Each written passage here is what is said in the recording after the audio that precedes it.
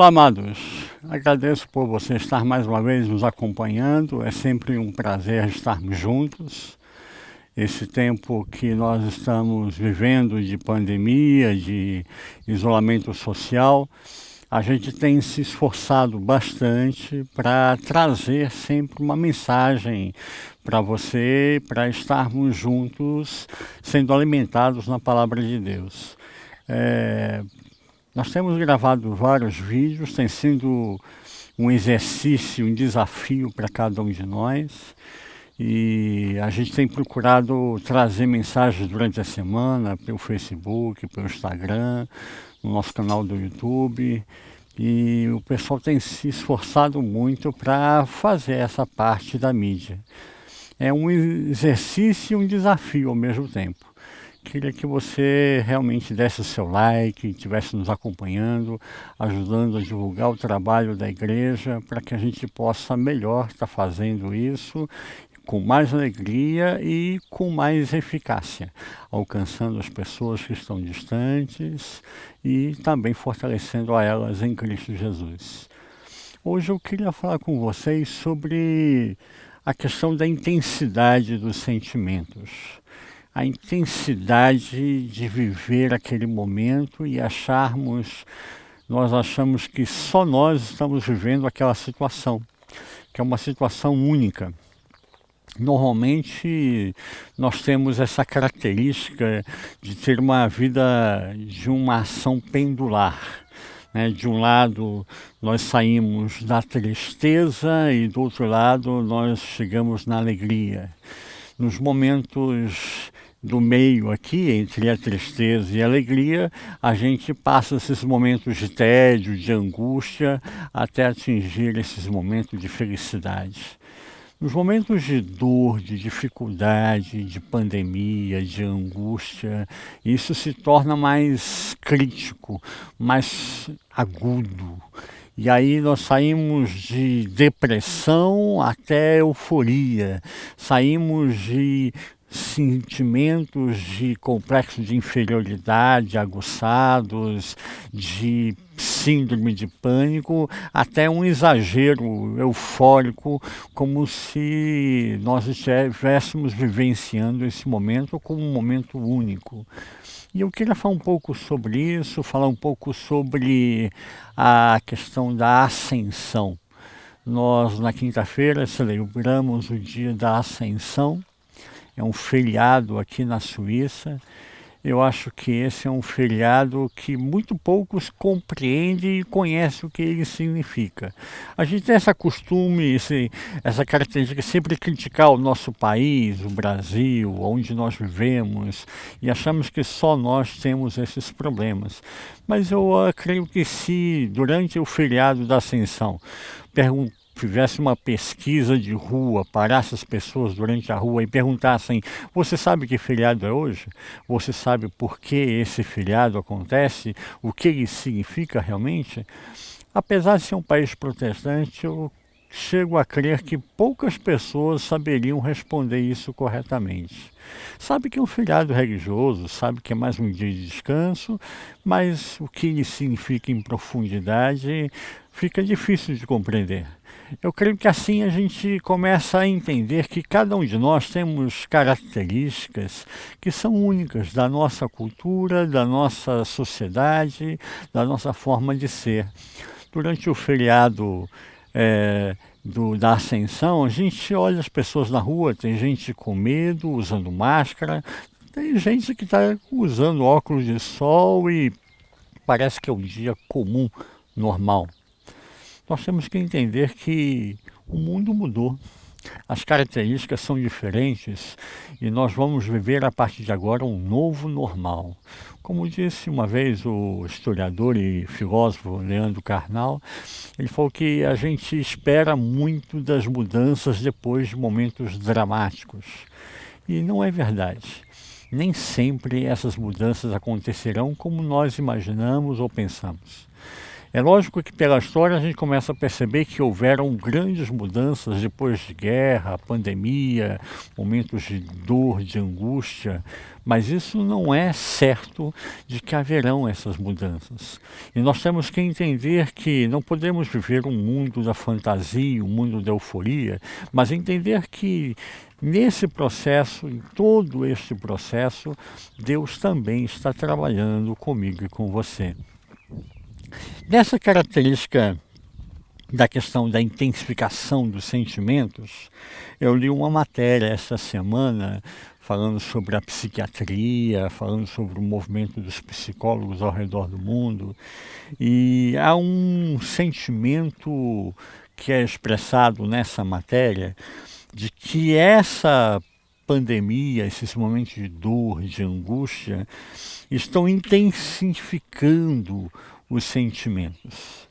E na matéria eles estão preocupados e alertando sobre a possibilidade de nós termos um tsunami de problemas de saúde física e emocional. Existe muita gente que está com medo de ir ao médico, ir ao hospital.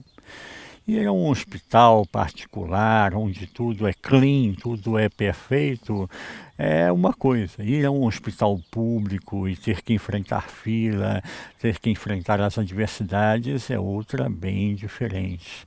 Existe muita gente hoje que precisaria estar indo ao médico, estar indo ao hospital e não está indo. E isso pode acarretar em problemas gravíssimos daqui por diante. Pessoas que deveriam estar sendo tratadas fisicamente e não estão indo por causa do medo da pandemia. Pessoas que deveriam estar se tratando psicologicamente e não estão indo ao psicólogo, ao psiquiatra, ao hospital por medo da pandemia. Ou seja, isso tudo está gerando sentimentos e agravando os sentimentos.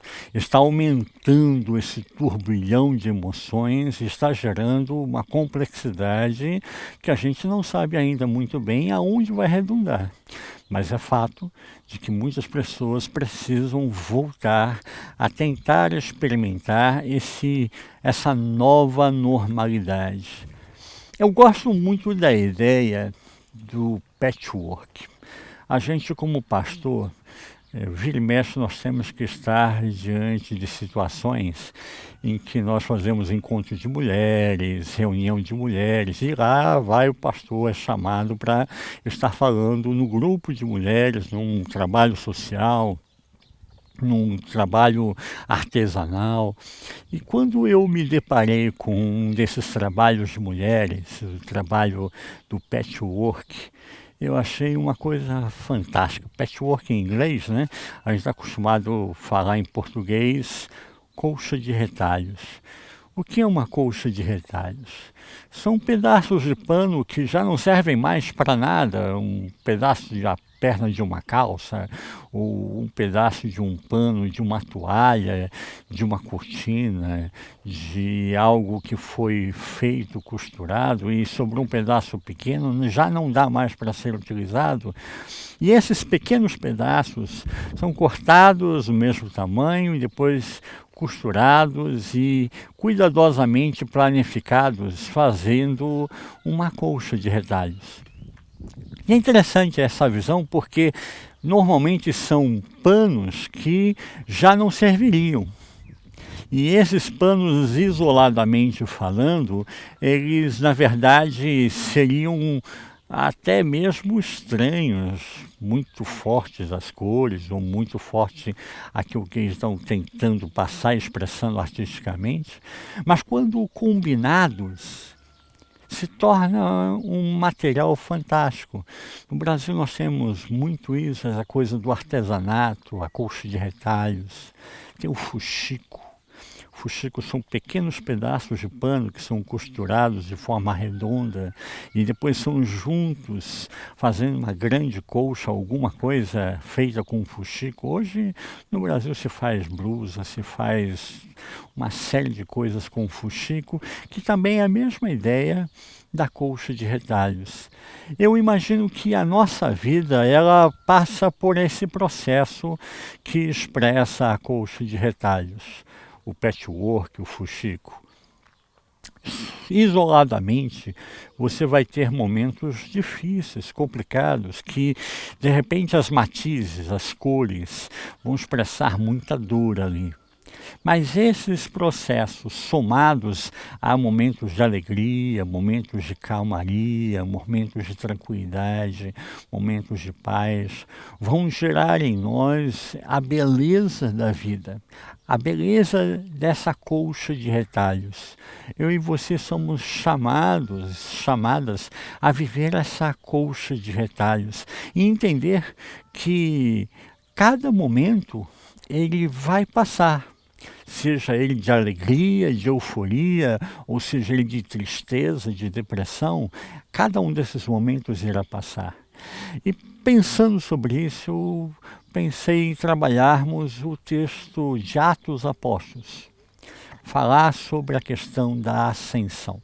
Atos Apóstolos, capítulo 1.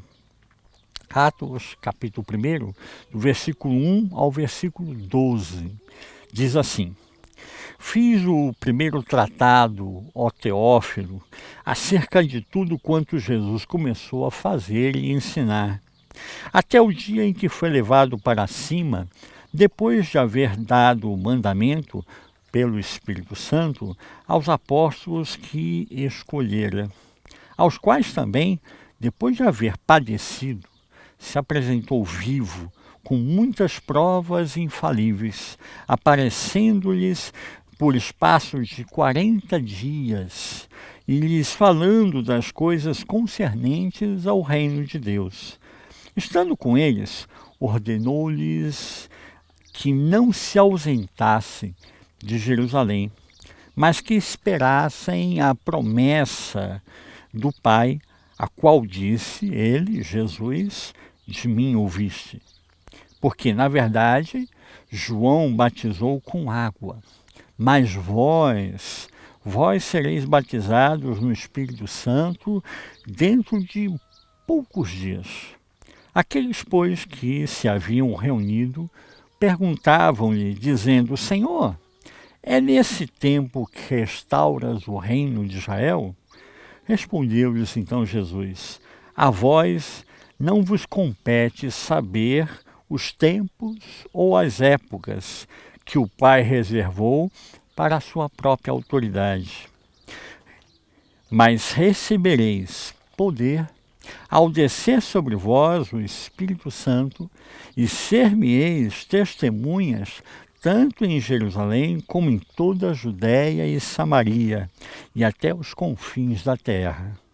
Tendo ele dito essas coisas, foi levado para cima, enquanto eles olhavam, e uma nuvem o recebeu, ocultando-o aos seus olhos, os quais, estando eles fitos com os olhos no céu, enquanto ele subia, eis que junto deles apareceram 2 varões, vestidos de branco, os quais lhe disseram: Varões galileus, por que ficais aí olhando para o céu?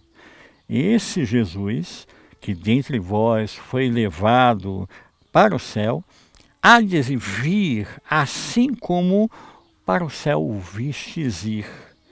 Então voltaram para Jerusalém, do monte chamado das Oliveiras, que está perto de Jerusalém, à distância da jornada de um sábado.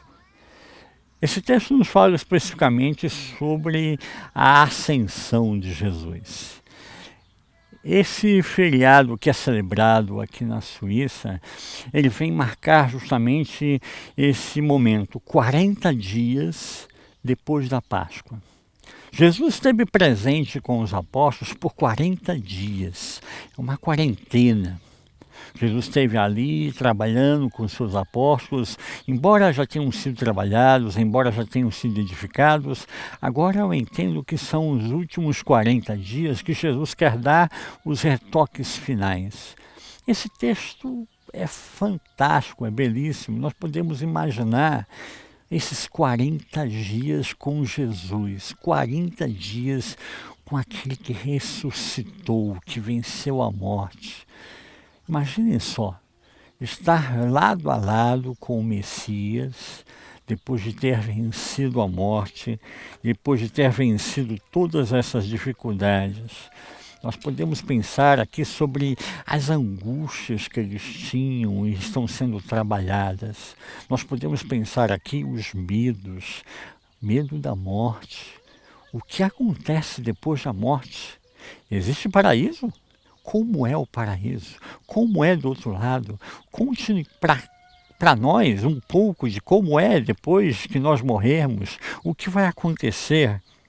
Eu creio que esses sentimentos vão emergindo do nosso coração, principalmente nesses dias que vivemos. Muitas pessoas estão angustiadas em ficar restritas, ficar isolada, ficar separada. O lockdown tem gerado problemas psicológicos muito graves. Tem uma pesquisa que foi feita na Inglaterra com 1.300 médicos da saúde mental do Reino Unido e eles declararam que 43% tinham visto um aumento dos casos urgentes e 45% relatam uma redução das consultas de rotina. Aquilo que eu falei no início, as pessoas com medo de ir ao médico, ir ao hospital, ir até o consultório, pararam de ir nas consultas, pararam de ir ao médico. E aí quando chega um momento, parece que estoura, eclode, explode, então ela necessita de socorro, é urgência. Aí ela vai parar na urgência, quando já não dá mais para fazer esse equilíbrio, esse trabalho de resgate. Fica pesado. Então, no último momento, na última situação, é que tem que ser trabalhada a parte física, emocional, psicológica. As doenças continuam e a pessoa vai se isolando e ela não consegue lidar, ter um equilíbrio nesse processo. Quando a gente fala aqui sobre essa quarentena, 40 dias depois da Páscoa, a Páscoa foi um grande marco para mim, para você, para cada um de nós como cristãos. A Páscoa ela marca o momento em que Jesus morre pelo meu pecado, pelo seu pecado. Mas mais que isso, ela mostra para mim e para você a ressurreição. Um Jesus que vai ao Hades, fica face a face com o diabo, esperando ser acusado pelo promotor e não tem acusação contra ele. Então ele toma as chaves da morte e do inferno e ele vem à vida novamente. Ele é ressurreto.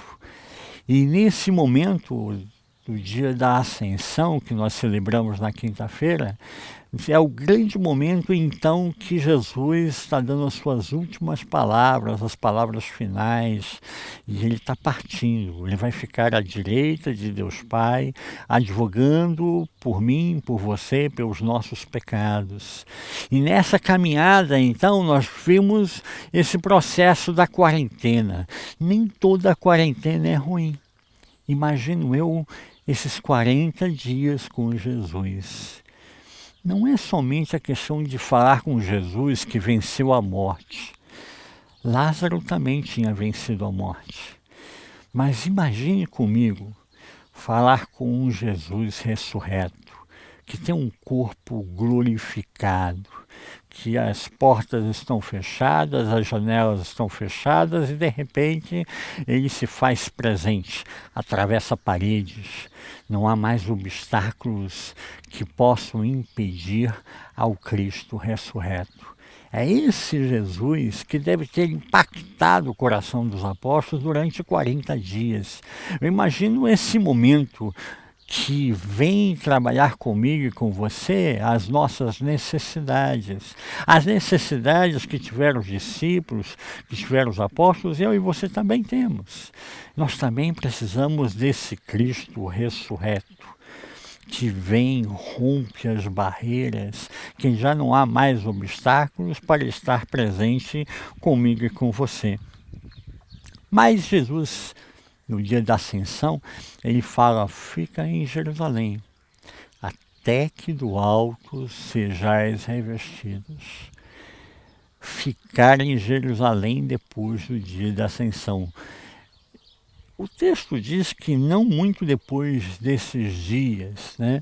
Eles não sabiam, lógico, que seria 10 dias depois, Pentecostes. O Pentecostes seria usado para marcar o início da igreja, o mover do Espírito Santo agora derramado sobre toda a carne, profetizado em Joel capítulo 2. Mas eu imagino nesse momento do dia da ascensão. Até então, Jesus está trabalhando os sentimentos, as emoções, as urgências que estão no coração dos discípulos, mas agora Jesus é levado aos céus. E agora volta de novo aquele sentimento de orfandade, de isolamento, de estar só, de solidão. Imagino eu que deve ser um momento difícil de trabalhar esses mistos de emoções, a intensidade dos sentimentos dos discípulos nesse momento. Eu gostaria de começar comentando esse texto pelo final que nós lemos. O versículo 12 diz, eles voltaram para Jerusalém, do monte chamado das Oliveiras, que está perto de Jerusalém, à distância da jornada de um sábado. O Monte das Oliveiras é o limite físico de até onde um discípulo poderia caminhar num dia de sábado. 3.000 passos eram possíveis serem dados durante um dia de sábado. Jesus vai até o limite geográfico para estar com os discípulos no seu último momento e fazer esse grande momento da fé cristã, a ascensão de Jesus. Por que Jesus vai até esse limite? Por que Jesus vai até esse momento, a esse lugar geográfico, para estar a sós com os discípulos? Eu imagino que primeiro para ter um momento de intimidade, um momento íntimo com seus discípulos, com as suas discípulas que estariam ali presentes também. Um momento para trazer as últimas palavras, as últimas orientações, os últimos detalhes, porque a partir de então eles caminhariam sós. Um momento para que ninguém acusasse a eles de estarem no último momento da vida de Jesus. Mas ele infringiu a lei porque eles não poderiam passar de 3.000 passos. Imagine você estar num lugar com alguém que está sendo levantado aos céus. Até hoje a gente vibra com a possibilidade de voar. Né? Eu me lembro de uma Olimpíada que ocorreu nos Estados Unidos que tinha um jetman, um homem que voava no seu próprio equipamento de voo, e foi uma sensação nas Olimpíadas. Aqui na Suíça tem um homem que é um jetman, ele pula do avião e ele voa durante um tempo num equipamento, depois ele abre o seu paraquedas e desce em solo. É uma situação arriscada.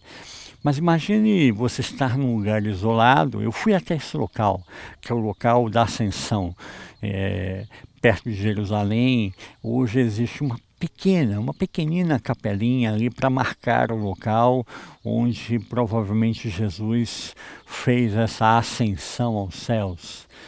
É tão pequena que se entrar 3 pessoas, uma tem que sair, né?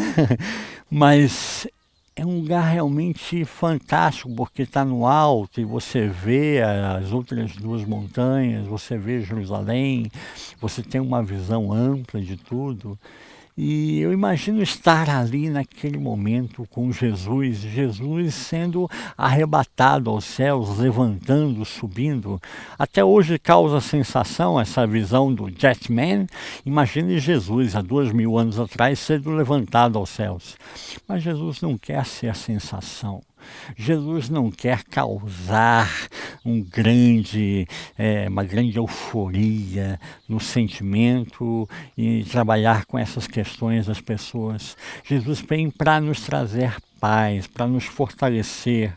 E é interessante esse momento porque eu imagino que Jesus quis estar a sós com seus discípulas, para marcar uma visão filosófica, uma visão carinhosa, uma visão de um psicólogo, de um amigo, de um companheiro, de uma pessoa que entende aquilo que você e eu temos passado, as nossas dificuldades, as nossas dúvidas, as nossas angústias, as nossas dores.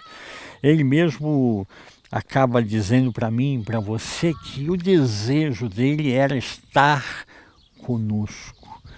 Eu imagino João capítulo 1, versículo 1, que Deus habitou, se fez carne entre nós. Eu imagino esse momento da ascensão como primeira mensagem, dizer para mim e para você que ele queria estar com seus discípulos e discípulas. E isso não mudou ao longo desses 2000 anos. Deus continua querendo estar conosco. Mas esse estar conosco, como eu falei no início, nós confundimos essa intensidade de sentimentos. E quando os discípulos estão com Jesus no momento da ascensão, no versículo 6, tem um detalhe interessante que às vezes nós passamos desapercebido. Ele fala assim: aqueles, pois, que se haviam reunido, que estavam com Jesus, perguntaram-lhe, dizendo: Senhor, é nesse tempo que restauras o reino de Israel? Respondeu-lhes então Jesus: a vós não vos compete saber os tempos ou as épocas que o Pai reservou para a sua própria autoridade. Mas recebereis poder ao descer sobre vós o Espírito Santo, e ser-me-eis testemunhas, tanto em Jerusalém, como em toda a Judéia, Samaria e até os confins da terra. Até nesse momento, os discípulos estão ali ouvindo. Eu imagino que deve ter sido um grande momento para tirar dúvidas, para trabalhar o espiritual, para conhecer mais sobre o mundo espiritual. Mas até mesmo nesse momento, de repente, algum dos discípulos ali levantou a mão e fez uma pergunta, na verdade, política. Senhor, é nesse tempo que restauras o reino de Israel? Na verdade, a pergunta que o discípulo fazia é se Jesus estaria sendo o rei de Israel, se haveria uma mudança política em Israel e Jesus governaria toda a terra, todo o universo a partir de Israel como rei de Israel. Nós, às vezes, nos debatemos demais com os nossos conceitos humanos, as nossas angústias humanas. Perdemos, às vezes, muito tempo com discussões políticas finitas, do aqui, do agora. É certo que Jesus está dizendo para eles que a mensagem da igreja, a mensagem de Jesus, a missão de Jesus é muito mais abrangente do que somente uma questão política, uma questão fechada num tempo cronológico. Ele vem abranger toda a humanidade, ele vem abranger todos os tempos, ele vem abranger todas as culturas e nacionalidades. Ele vem para abranger todo esse arcabouço e trabalhar comigo e com você as nossas necessidades, estar conosco, habitar conosco. O Verbo se fez carne para ter o prazer de estar conosco. E é interessante aqui porque ele deixa uma mensagem bem clara e fala sobre o Espírito Santo. O Espírito Santo viria para os apóstolos, para os discípulos, para a igreja primitiva, derramado sobre toda a carne, como disse o profeta Joel, profetizado 700 anos antes de Jesus. O Espírito Santo viria para trazer um poder sobrenatural à igreja. O poder da igreja não é político. O poder da igreja não é econômico. O poder da igreja é espiritual. É sobrenatural. Eu e você, como igreja, somos chamados a vivenciar uma nova característica, não essa marcada pela questão econômica, financeira. Ter é poder, não aquela marcada pelo status. Se eu tenho poder, eu tenho status, mas aquela que é marcada por uma realidade sobrenatural, que muitas pessoas, mesmo tendo dinheiro, mesmo tendo poder, mesmo tendo cargos políticos de grande possibilidade de fazer grandes coisas, tem dúvidas, tem angústias, tem necessidades que não são correspondidas e não são trabalhadas. E nesse texto, quando Jesus está falando sobre isso, quebrando essa visão, não vim aqui para fazer política. Eu vim para fazer uma transformação na humanidade. Então, os discípulos ficam olhando para o céu, vendo Jesus subir. Eu penso comigo que essa imagem de ver Jesus subindo aos céus deve ter sido realmente fantástica, até mesmo para um cientista hoje, um inventor. O homem voa. Como é que o homem pode voar? Não tem asas? Como é que é isso? Vencendo a lei da gravidade. Mas, mais do que ficar conjecturando, eles precisavam partir para a ação. E aparecem 2 anjos para conversar com eles, para dizer para eles: olha, meus camaradas, a situação mudou. Vocês não estão mais no momento da transfiguração, que Jesus ressuscitou, e é um grande momento. Mas agora, a ascensão é um momento prático. E vocês precisam ir para a prática. Pare de ficar olhando para o céu, filosofando, conjecturando, fazendo aí teses científicas se o homem voa ou não voa. Vai para a prática, meu camarada. Começa a agir. Está na hora de vocês agora botarem em prática, como discípulos e discípulas de Jesus, aquilo que ele ensinou ao longo de todos esses anos. E é interessante aqui que eles poderiam ter muitas dúvidas no seu coração, na sua mente, mas não era mais o momento de ficar conjecturando. Os anjos estão informando aos apóstolos que agora a terra necessitaria retornar a uma nova normalidade. Uma normalidade em que entrasse tanto o aspecto físico, tanto o aspecto emocional, quanto o aspecto espiritual. Quando eu fiz o meu mestrado no Brasil, uma classe de quase 50 mulheres.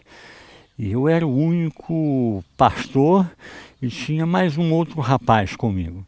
Éramos 2 homens e 48 mulheres.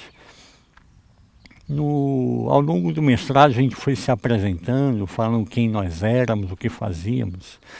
E o primeiro momento desse meu mestrado foi aquela coisa de vencer o preconceito. Muitas ali perguntavam o que um pastor está fazendo num mestrado de psicologia. E eu falei para elas, no mestrado que nós estávamos fazendo, sobre essa coletividade, trabalhar sobre a equipe multifacetária, ter um sociólogo, ter um médico, ter um assistente social, ter um psicólogo, ter um nutricionista, para trabalhar as diferentes áreas do paciente, fortalecê-lo. Às vezes nós pensamos, como o médico sempre comumente colocou, passa um remedinho, vá para casa e está resolvido. Mas esse rapaz não tem dinheiro nem para comer, como ele vai ter dinheiro para comprar remédio? Às vezes ele está comendo mal, está comendo errado, e isso está gerando a enfermidade física. Então, por isso, falou-se dessa equipe multidisciplinar, que trabalhasse a nutrição, o aspecto social, o aspecto psicológico e o aspecto físico da medicina. E eu falei para eles, olha, muito bonito isso tudo que vocês estão colocando, eu concordo com vocês que tem que trabalhar o corpo, é verdade, o aspecto físico, a nutrição do corpo, a questão das enfermidades físicas. Eu concordo com vocês que também tem que trabalhar o lado psicológico, a psique, a emoção. Mas vocês estão esquecendo de uma área importante, a área espiritual. E a área espiritual é a minha, que sou pastor. Eu estou aqui fazendo esse mestrado justamente para passar essa visão. Corpo, alma e espírito. As três têm que ser trabalhadas. As três precisam ser bem cuidadas para que a gente possa entender o projeto de Deus para a nossa vida. Eu olho para esse texto e o texto fala de Atos dos Apóstolos. O livro todo, o título é Atos dos Apóstolos. Eu acho que o livro está errado como título. Atos dos Apóstolos. Que apóstolos? Nós vemos Pedro, até o capítulo 10, até a experiência com Cornélio, e depois Pedro sai de cena, nós não vemos mais Pedro. Nós, a partir do capítulo 10, vemos Paulo, o apóstolo Paulo, trabalhando na igreja primitiva. Tiago, o apóstolo Tiago, é citado como um dos líderes da igreja de Jerusalém. Ele passa a ser uma figura espiritual muito forte, é o irmão de Jesus que está sendo citado nesse momento, Tiago. Mas e os outros apóstolos? Não são nem falados, nem mencionados são. Portanto, eu imagino que esse livro, escrito por Lucas, tem um outro objetivo. Lucas escreve o Evangelho de Lucas, escreve o livro de Atos dos Apóstolos, e a gente vê pela característica dos escritos de Lucas, é o melhor grego do Novo Testamento.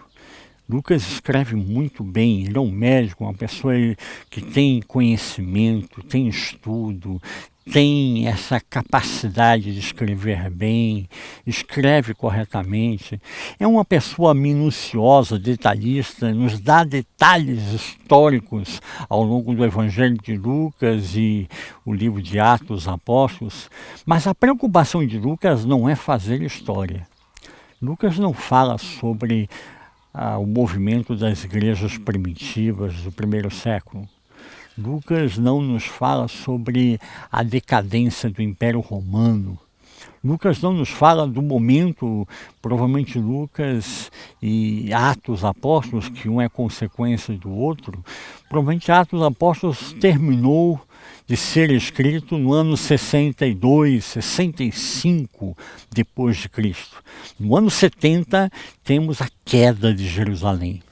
Jerusalém é sitiada pelo Império Romano, 3 legiões romanas sitiam a cidade de Jerusalém, passam 1 ano e meio do lado de fora tentando invadir as muralhas de Jerusalém e não conseguem, e quando conseguem entrar queimam tudo, destroem tudo, não sobra pedra sobre pedra queimado pelo fogo. E aí a gente poderia pensar, Lucas não fala nada sobre esse momento antes da queda de Jerusalém, que deve ter sido um momento político de muita dureza, muito questionamento, muita rebelião. Mas Lucas vem falar para mim e para você um outro aspecto. Ele vem falar sobre a ação do Espírito Santo de Deus em meio às nossas crises, em meio às nossas dores. O versículo 3, ele diz assim: aos quais também, depois de haver padecido, se apresentou vivo com muitas provas infalíveis, aparecendo-lhes pelo espaço de 40 dias, e lhes falando das coisas concernentes ao reino de Deus. E estando com eles, ordenou-lhes que não se ausentassem de Jerusalém, mas que esperassem a promessa do Pai, a qual, disse ele, de mim ouvistes. Porque, na verdade, João batizou com água, mas vós sereis batizados no Espírito Santo dentro de poucos dias. Lucas fala para mim e para você nesse momento que Jesus esteve 40 dias com a igreja, com os discípulos, com as discípulas, deixando provas infalíveis de que ele estava vivo, que ele ressuscitou. E ele mesmo, depois de ter ressuscitado, qual é a prioridade de Jesus? É estar com o Pai, estar com os anjos? Não, é estar com a igreja, estar com você, estar comigo, estar conosco como igreja do Senhor Jesus. E durante esse período ele esteve ministrando a eles, falando para eles, mesmo na sua angústia, mesmo nessa quarentena, existem coisas boas que podem ser produto dessa quarentena, que nessa quarentena possam vir grandes realizações. E eu imagino que a partir desses 40 dias de Jesus com os apóstolos, com os discípulos, com as discípulas, nós vimos ali o fortalecimento dessa igreja primitiva. Nós vemos ali um Pedro que antes tinha suas dúvidas, tinha os seus rompantes. Em capítulo 2, ele publicamente estufa o peito para pregar com ousadia, com autoridade e acusar aos seus acusadores. Colocar face a face diante daqueles que haviam matado a Jesus, assassinado a Jesus, e dizer para eles: vocês erraram, mas nós estamos aqui em nome do Senhor Jesus para declarar a verdade. E essa verdade vocês não poderão nunca mais calar. Essa verdade nunca mais será calada. E Pedro não tem mais medo de morrer, porque ele já sabe agora, imagino eu, o que acontece com aqueles que morrem e vão aos céus em Jesus. Ele já sabe que existe o paraíso, que existe um lugar que Jesus preparou para mim, para você, para cada um de nós em Cristo Jesus. E ele sabe aquilo que Paulo mais tarde vai declarar: para mim, o viver é Cristo. O morrer é lucro. Que afirmação fantástica é essa? Que afirmação que leva a eu e a você a pensarmos sobre a nossa mesquinhez, as nossas imediatas necessidades, quando Deus está falando de um projeto muito maior, muito mais abrangente. E esse texto, então, vem dizer para mim que durante esses 40 dias ele se apresentou vivo para estar com os seus discípulos e discípulas. E disse: aguente mais um pouquinho. Ele não disse aqui, só faltam 10 dias, mas ele disse: fique em Jerusalém até que do alto sejais revestidos. Os apóstolos, os discípulos, as discípulas ainda precisavam permanecer naquele lugar e serem trabalhados pelo Espírito Santo para que eles pudessem, como diz o texto, pudessem estar sendo revestidos, batizados com o Espírito Santo, não muito depois de poucos dias. Às vezes nós estamos vivendo um momento intenso, os nossos sentimentos estão aflorados.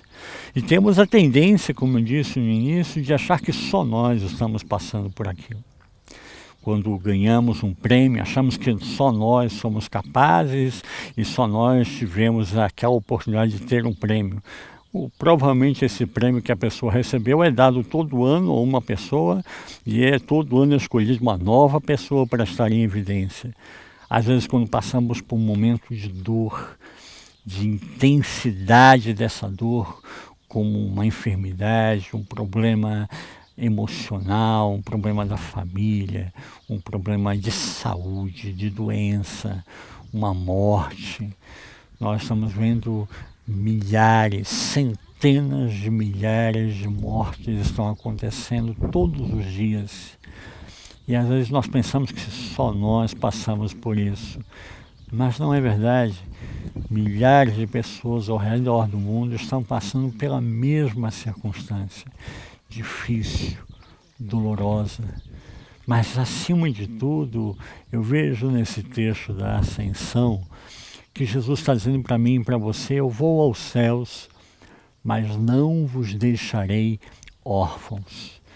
O Evangelho de João, capítulo 12, a partir do versículo 16, 17, 18, Jesus fala: estejam comigo, assim como eu quero estar com vocês.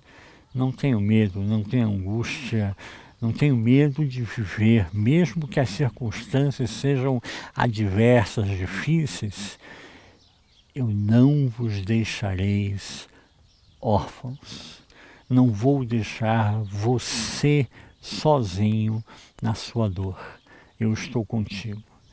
Eu queria deixar como última mensagem essa tarde, essa palavra de Jesus para cada um de nós, dizendo para mim e para você que Ele se interessa comigo e com você, dizendo para mim e para você que Ele sabe as mesmas dores que eu e você temos passado, dizer para mim e para você que às vezes nós estamos fazendo debates sociológicos, políticos, econômicos, do aqui, do agora, do imediatismo, quando Deus quer nos levar muito mais além.